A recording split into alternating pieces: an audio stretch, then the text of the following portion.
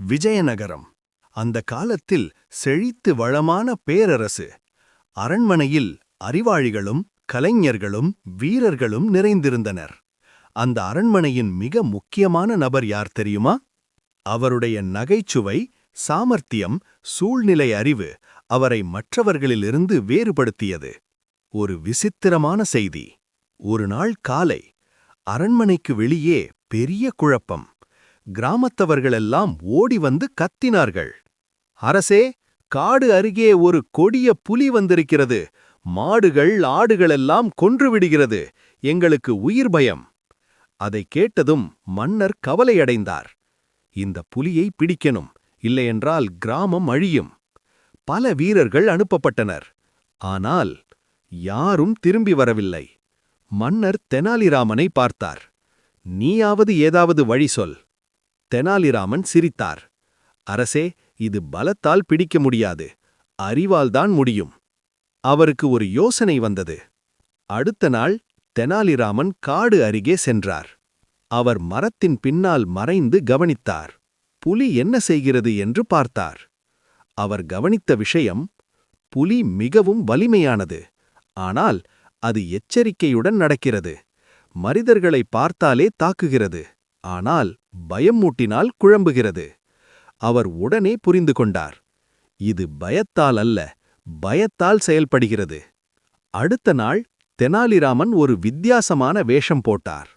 முழுக்க கருப்பு ஆடை, முகத்தில் பயங்கரமான ஓவியம், பெரிய கண்ணாடி மாதிரி கண்கள், மணி ஒலி வரும் அலங்காரம். அவர் ஒரு பயங்கர உருவம் போல மாறினார். கிராமத்தவர்கள் பார்த்து கூட பயந்தார்கள். அந்த இரவு நிலா வெளிச்சம் மட்டும், அமைதி. தெனாலிராமன் காடு உள்ளே மெதுவாக நடந்தார்.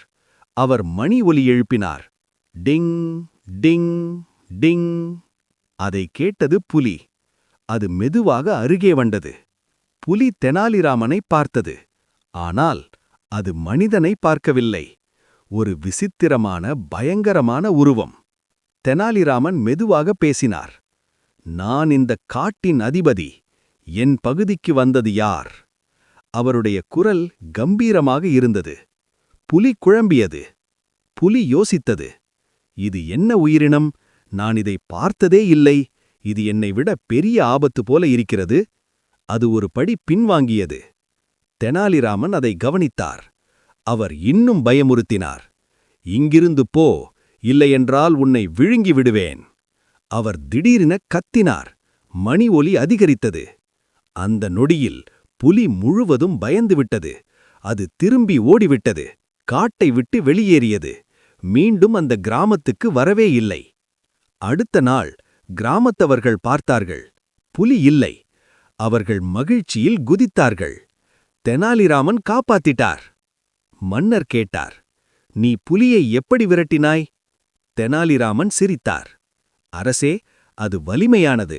ஆனால் அதன் மனசு பலவீனமானது. பயம்தான் அதை ஓட வைத்தது. அவர் சொன்னார், எந்த பிரச்சனையையும் பலத்தால் சமாளிக்க முடியாது. அறிவால்தான் சரியான தீர்வு கிடைக்கும். பயம் புரிந்து கொண்டால் அதையே ஆயுதமாக பயன்படுத்தலாம். மன்னர் பெருமையாக பார்த்தார்.